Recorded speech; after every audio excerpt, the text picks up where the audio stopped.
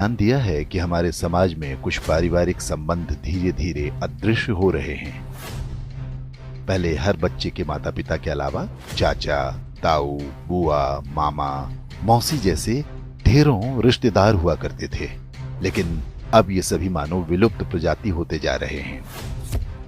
भारतीय परिवारों में रक्त के कुल 5 रिश्ते समाप्त होने की कगार पर हैं।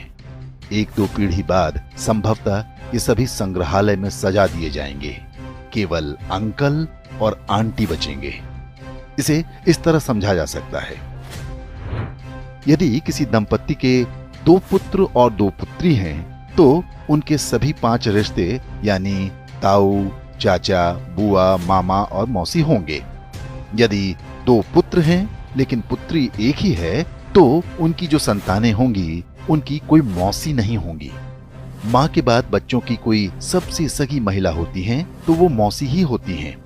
यदि किसी के 1 पुत्र और 2 पुत्री हैं तो चाचा और ताऊ के रिश्ते नहीं होंगे। यदि 1 बेटी और 1 बेटा है तो उनकी संतानों का न तो कोई चाचा होगा, न ताऊ, न मौसी। यदि 1 बेटा या 1 बेटी होती है तो वो पूरी तरह से अकेला होगा। माता पिता के बाद उसका कोई रक्त संबंधी नहीं होगा। सिंगल चाइल्ड फैमिली को उनका निर्णय तीसरी पीढ़ी यानी जिनके वो दादा दादी होंगे बुरी तरह प्रभावित करेगा।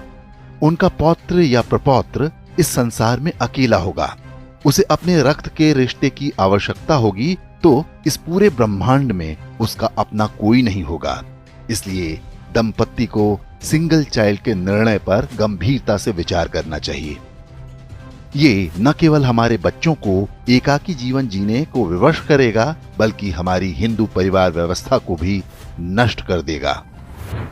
पश्चिमी देशों में सिंगल चाइल्ड पॉलिसी भारत से पहले आरंभ हो गई थी। वहां पर इसके भयावह परिणाम सामने आने लगे हैं। ब्रिटिश विद्वान डेविड सेलबॉर्न ने एक पुस्तक लिखी है जिसका नाम है द लूजिंग बैटल विद इस्लाम। इसमें बताया गया है कि पश्चिमी समाज पर इस्लाम का अधिकार होता जा रहा है और इसका सबसे बड़ा कारण एक शक्तिशाली परिवार व्यवस्था का अभाव है। यूरोपीय देशों में परिवार नाम की संस्था लगभग समाप्त हो चुकी है। लोग विवाह करना पसंद नहीं करते। समलैंगिकता, अवैध संबंध, लिव इन रिलेशन जैसी कुरीतियां सामान्य बात हैं। उन समाजों में ऐसे बच्चों की संख्या बढ़ती जा रही है जिन्हें नहीं पता होता कि उनके पिता कौन हैं। बूढ़े माता पिता को घर में रखने को कोई तैयार नहीं। ओल्ड एज होम में उनका बुढ़ापा बीतता है। यूरोपीय देशों में आज राजनीतिक दल परिवार को बचाने का वादा अपने चुनावी घोषणा पत्र में करने लगे हैं। ऑस्ट्रेलिया में तो फैमिली फर्स्ट नाम से एक राजनीतिक दल भी बन गया है। पश्चिमी देशों के समाजशास्त्रियों की सबसे बड़ी चिंता ये है कि परिवार व्यवस्था को कैसे बचाया जाए। इस सब के लिए उनके पास यही सुझाव है कि 1 से अधिक बच्चे पैदा हों।